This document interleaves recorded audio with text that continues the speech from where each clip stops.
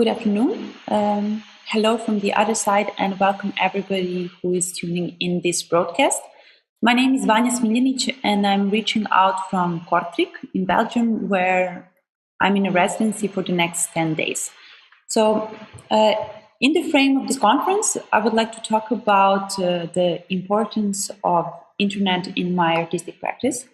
For me, internet hasn't been only a tool to disseminate my work, but also the course of my artistic practice has been content-wise very influenced by the development of social media platforms. So I'm particularly interested in religious and spiritual communities, which are existing exclusively on internet, and in the tools they are using to negotiate their identity and create a sense of belonging. So before we start, I would like to play a video transmission in order to clear away all those useless and destructive thought patterns. The transmission is 2 minutes long and it will end up with a simple counting to 10, which has a grounding purpose.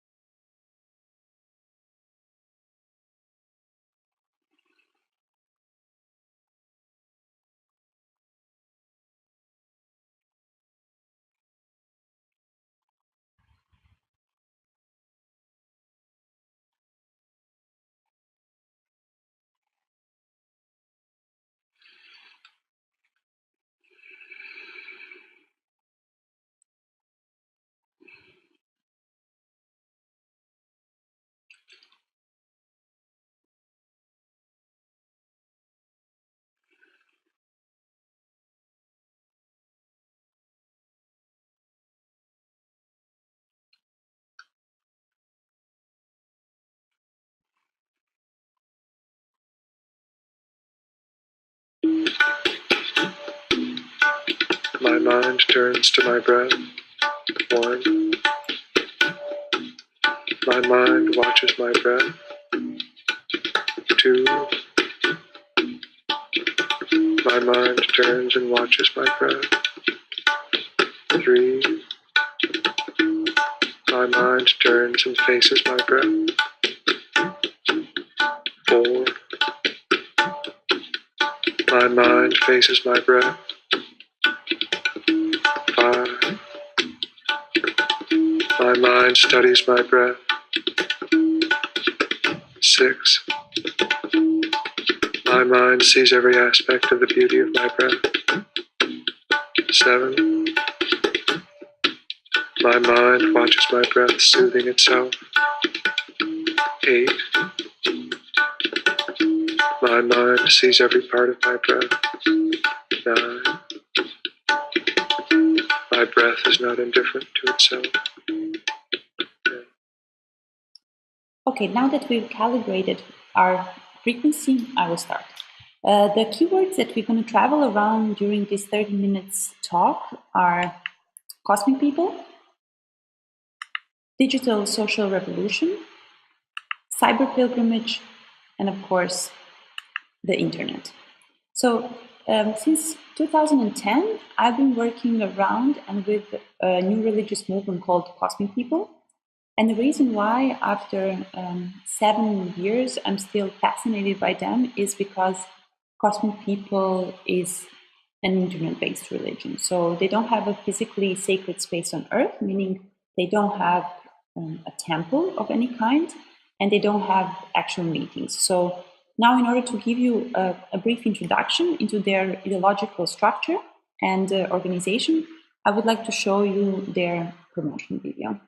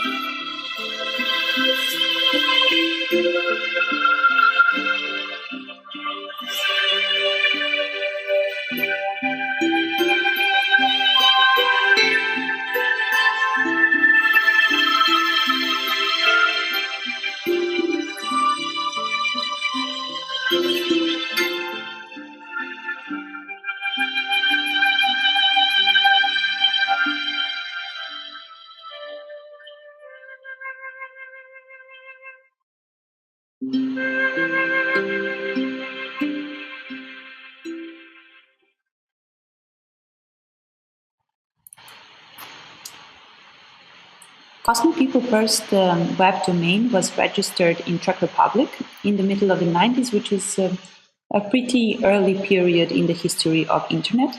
And formally and conceptually, one can definitely feel the impact of the fall of the Berlin Wall and the major shift of identity that then stroked the whole eastern part of Europe.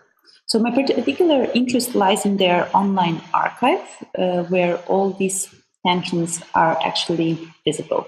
It is a huge online database which gives information about Cosmic People's practices, beliefs, ethics, and morals. The video that you just seen is also part of the archive, together with 5,437 images, which make the image department of the archive. Then there are 75 books in the text department.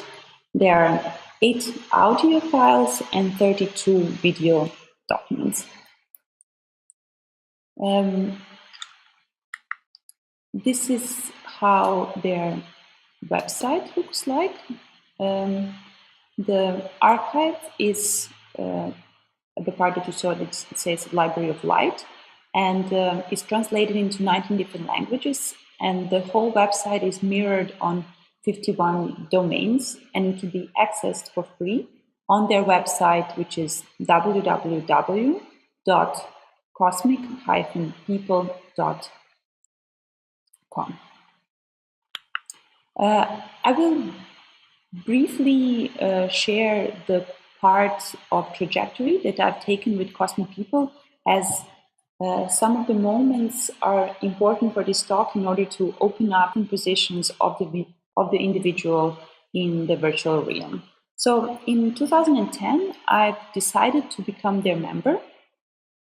More precisely, I wanted that my paintings become a part of their online archive, as I was curious how they would archive it. So the interesting thing is that every single document in the Cosmic People's archive has subtitles, or it's labeled.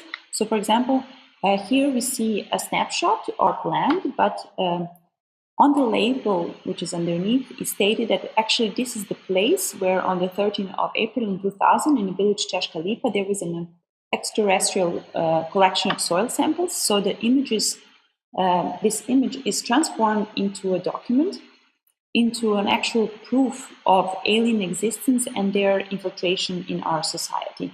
And that happens with numerous other examples where fractal images, dolphins with wings, pictures of Jesus, Buddha, Obama, books by Swedenborg, etc., are all decontextualized and placed in Cosmic People's archive in a setting where Cosmic People are cause and effect of the whole existence of the universe. And I find that crumbling of a linear time by placing themselves as a spiritual and political and social and economical epicenter is extremely fascinating and inspiring. And I was very interested actually, how would my paintings fit in this grand narrative, or how would they actually label them? I also contacted them as I wanted to talk about the phenomena of cosmic beauty, so to say, to lose a critical distance, as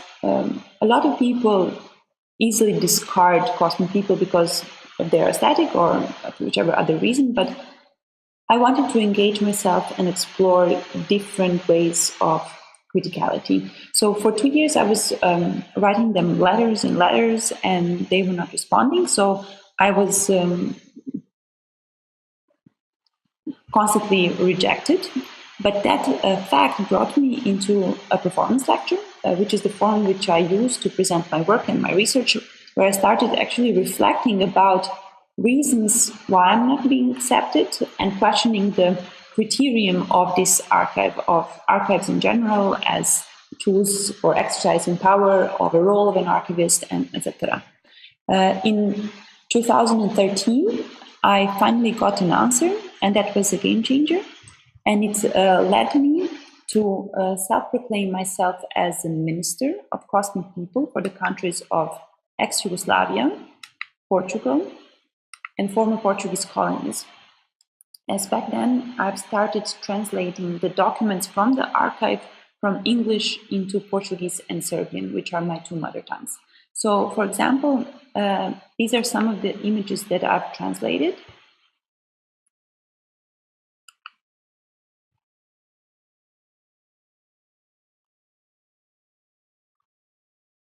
And this one is in Portuguese.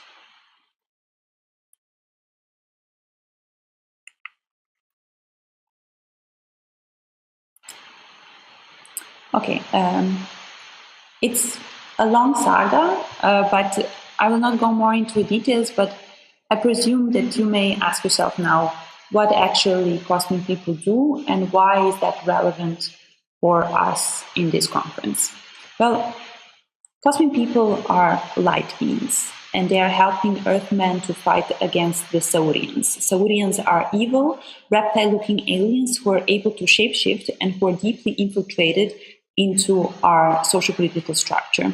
Cosmic People say that Saurians are chipping our brains by placing barcodes on every product that we consume, and that they are enslaving us and manipulating us through our computers, smartphones, and the internet. Actually, Cosmic People use their 51 domains as an oasis in the internet, or kind of like a fortress.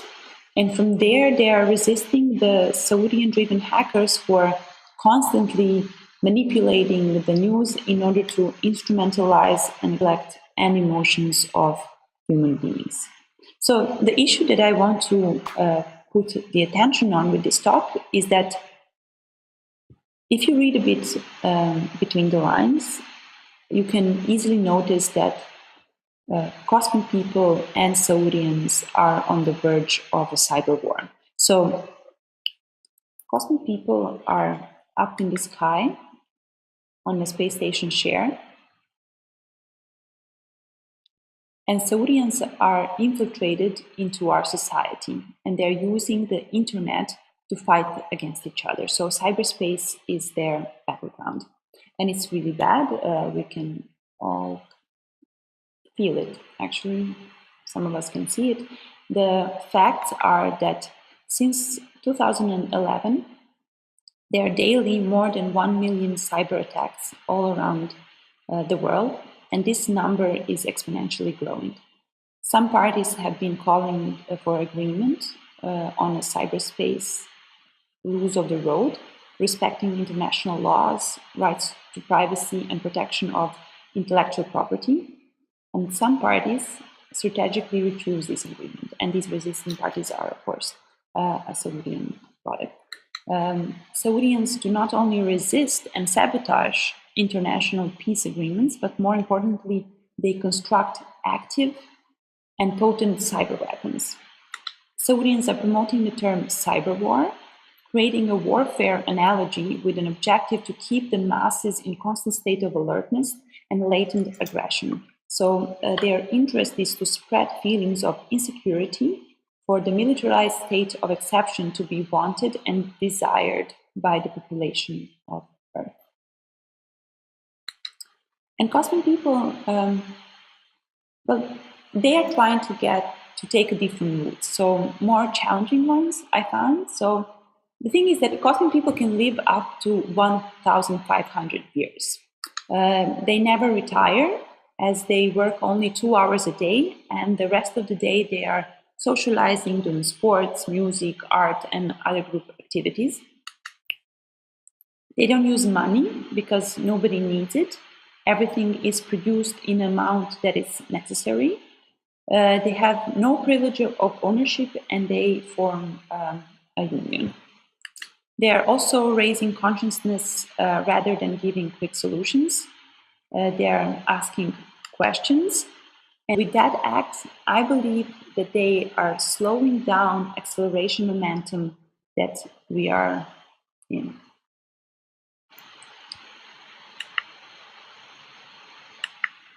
So I believe if cosmic people would take this way of acting to this extreme, if their teaching becomes viral, I'm convinced that it could evoke a digital social revolution. It is a big term and a complicated one, I know, but it is also maybe the only possible way to resist Saurians who are getting their tentacles deeper and deeper into our ways of behaving and our feelings and our networks.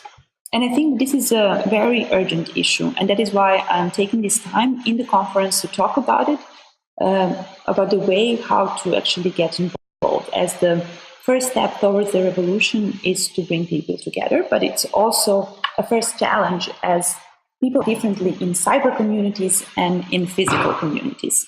So I believe that going through Cosmic People's archive in a form of a cyber pilgrimage can be an empowering act and have a transgressive impact on the individual.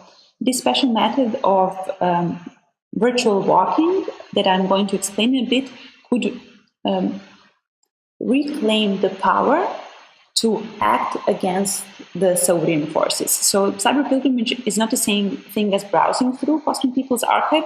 Both are relevant, but there is a different kind of intention into each action. So I would propose to look at this walk through cyber pilgrimage as a moment of reflection about our current socio-political situation and the involvement of Saurians, cosmic people, and us in it. And that going through this process, you will find agency to become active in the digital social revolution. Okay, so let's start a short 7 minutes demonstration. A pilgrimage to Kosmic People Archive. It is not hard, but there are several challenges that one should be aware of. So the first one is the distinction between sacred space or symbolically charged one and the profane space. In physical space, the sacred space is normally identified by particular signifiers, such as, for example, architectonical style or use of images in a specific way, and the protocol of behavior. But when we apply this logic on a cyber temple, the question occurs whether analog signifiers can operate in a virtual way and divide sacred cyberspace from profane cyberspace, which is important for a pilgrimage to know when do we start the purification phase, when do we arrive, when do we leave, etc. So I will repeat the question. Can analog signifiers operate in a virtual way and divide sacred cyberspace from profane cyberspace? And my answer is yes. Working and talking with different people on this project made me realize that that people have very abstract image of the internet. It's kind of like a there when the lights on the router are blinking and which miraculously vanishes once the electricity is off. So at the beginning of one of the workshops that I organized, we've created this artistic dramatization of a cyber pilgrimage. So you see it looks like a cloud and it looks very confusing. So, but what am I proposing? To take a linearly progressive timeline as a line of reference and abstract one layer. So this is how the trajectory map of our pilgrimage look like. It starts in a space which I call antechamber. It's number 1. Then it continues into chamber. It is where Kosmic People Archive is situated, which is number 2. And both of them have connection to in each of these 3 stages, there is a codex of behavior, or you can also call it maybe a regulation of performative expression to them in order to make the most of it. Really. So for here and now, each stage of the pilgrimage, I've prepared some triggering visualizations. I have to say that I normally am doing this preparation live in the format of a workshop where we are playing and testing this tension between physical and virtual, between individual and collective minds and anonymity, etc. So it is also an extra challenge for me to completely embrace this dematerialization and this embodiment. Though I was battling a lot, how should I approach this lecture? If I should do a proper online tutorial of the whole thing or mapping out of the process, so-called Italian run. I've opted the second option with the opening that anybody who is interested in a deep dematerialization and defragmentation to freely contact me. So let's try it. The first stage of the cyber in antechamber, and the path through antechamber can also be called the inward journey. In the antechamber, the traveler is peeling away all the material and body, and should grow by subtraction, which is tricky, but it's also necessary in order to arrive in Kosmic People's Archive, radiating with a whole spectrum of colors and prepared for transgressive reflection mode. In this part of the cyber pilgrimage, one is still allowed to speak, to use the voice, which is contrary to the chamber, the second part, which is the place of silence. Therefore, in this first stage, one should really use the voice. I'm proposing to start with a simple love you mantra. To repeat love you, it escalates and makes a transformation in ourselves. The length of this process is very individual and it could take for hours, But today we are going to spend 2 minutes and 30 seconds on this and use some visuals which could trigger this transformation in the reflection mode.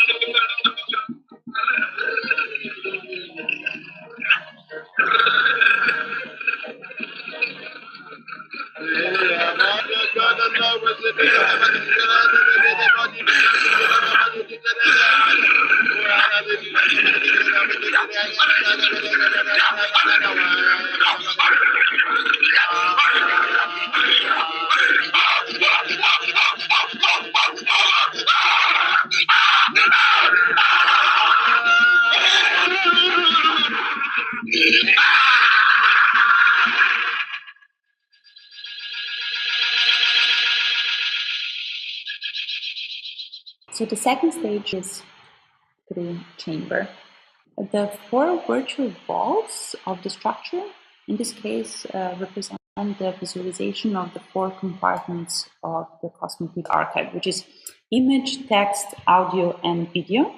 So first of all, chamber is a place of reflection about cyber virtues and cyber vices.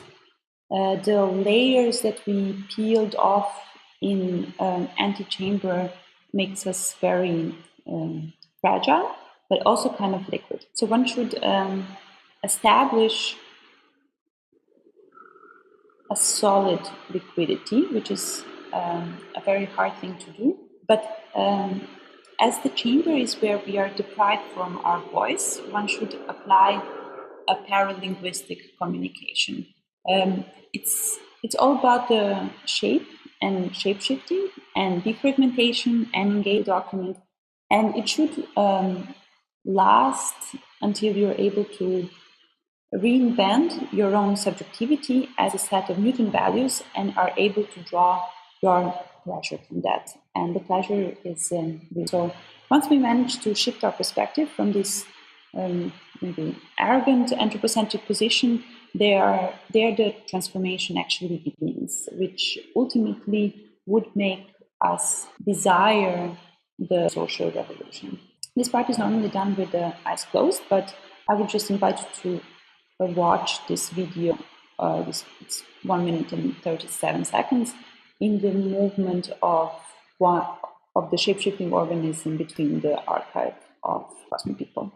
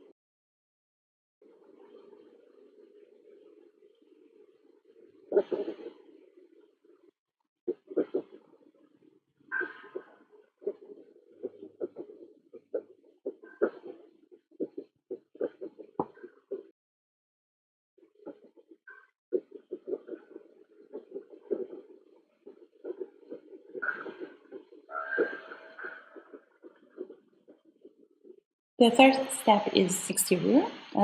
So exiting the archive of Cosmic People, one should acknowledge the inner changes that happen in the cyber temple, to reflect on shapes we took and how that had an impact on our surrounding, or if it had at all an impact. We're in this scenario where we're Cosmic People, where we're Saudians, where were we, and the best thing to finish, the best way to finish the pilgrimage is to say, I am an internet-based partisan and my presence cannot be trivialized.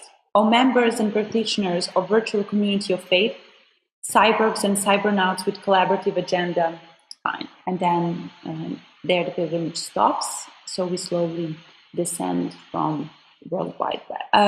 So I was able to bridge to you what is at stake in my effort to counteract the current cyber with the help of Cosmic People, and to show the urgency of this act. So I believe these ideas are relevant today to reposition politically the individual. Once again, recalling that Cosmic People movement emerged in the beginning of the 90s is also the reason why the ideological structure of our effort to bring followers together is inspired by a specific part of Cosmic People belief system. An archive may resound with some socialistic ideas. I would like now to let the information sink down, and if there's some questions, I would be happy to answer them now. How the work of Cosmic People was influencing my virtual identity. As I said, their work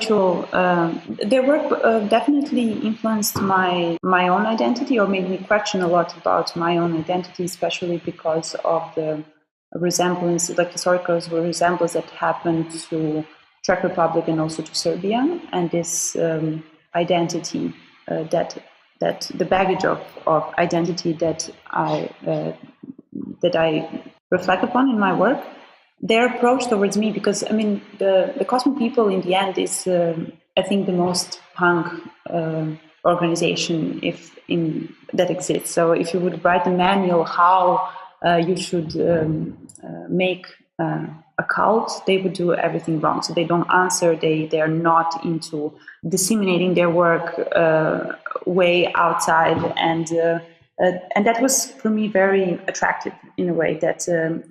To see how in the moment when I started sending them letters and starting to ask them if they can include my paintings into their archive, and then not answering, so there I started as well to change myself, to kind of like to change as well my work, because I went through different stages of first sending my author work, then starting to assimilate myself as to become nearer of their visual language, and then using the protagonists from their archive to create allegorical paintings and etc. So it definitely had an influence as well on myself personally and also on my artistic work. So the second question is, which is that kind of people? Do you in some moment become a cosmic person, and how would you now define yourself after all this process? So this is something. This is a question that I get very often, in a way that after maybe a presentation or a performance, the question is always, so okay, we understand, but can you just tell us, do you believe in that or not? So what is your relation to that? I decide always not to answer these questions, not because I want to keep mysterious, but just because it is difficult to answer, I think, with a yes or no answer. Yes, I believe, or not. And actually, I spent so many years in that for me, this question also is not really clear. Where does the belief stop, and then the dedication starts, and vice versa, and the interest, and what is it actually, the idea of belief, what is it structured of? How would I define myself after this process? Yeah, I think I answered it. You said something about, the next question is, you said something about dematerialization happening in the temple. In the cyber pilgrimage, it's experienced throughout the computer, the idea, the pilgrimage through the process is being dematerialized and disembodied, because but that doesn't mean that it's becoming visible. So this is the idea that actually the whole idea of having a cyber temple is, or a cyber pilgrimage, is that you don't use your body, but that you travel with your mind. And there are really beautiful of that where I found that certain organizations are giving these trips, cyber pilgrimages, for example, to come from here to Santiago de Compostela or from Brussels it was, and there's different ways how people do that. So there are two different ways of pilgrimage: cyber pilgrimages, which is done in a group, and done so asynchronous and synchronous. So either people online, and then you together kind of take the time in front of your screen and do it in etaps. And then solitary is self-explanatory. And then actually what interesting for me was to understand that in their offer was, after going through this process, you would get a diploma, which is a beautiful paradigm way that you do all this work to dematerialize yourself, and then you get this physical proof that actually, yeah, great, I managed to do that. The next question is, do you think that the future of social media is also some kind of cosmic people, that they also serve some kind of specific information? Do I think that the future of the social media is some kind of cosmic people as well, that they also serve some kind of specific information? It's a little bit different to compare social media platform website of cosmic people, because cosmic people, they don't have an open source website. So you as a follower, you cannot do it yourself. So it's the way of communication is from one to many. There are no open chat rooms. There is no way how you could kind of like reflect about your experience. So I would not be able to put them on the same level. It's much more intimate, I think. The relationship, it's between yourself and the screen, or what is behind the screen. The next question is there a relation between this materialization and identity? I just don't understand which materialization. Maybe dematerialization. Is there a relation, dematerialization and digital identity? Well, I would definitely be able to see the parallel lines in a way how of power centers is being power. I mean, by the center is being influenced by the whole technological development. Maybe also the internet. It's a little bit risky what I'm going to say, but the internet became a way, a form of a Holy Spirit, which is custom and is also serving our convenience. So with contemporary developments in, for example, apps where you have Bible, where you have prayers on demand, you can write different kind of like problems that you have, and then it's kind of like custom-made your prayer that you have to say, or you light a candle on your phone, or also with a cyber pilgrimage that also happens. So I definitely see the shift of the digital, or how digital identity is being developed through dematerialization conveniences. Okay. So that's it. I got a signal. So thank you. For the end, maybe I would ask a question also, which you can think on. It's a question that occupies me for a long, and that is actually how to get rid of power and at the same time create the conditions for the empowerment.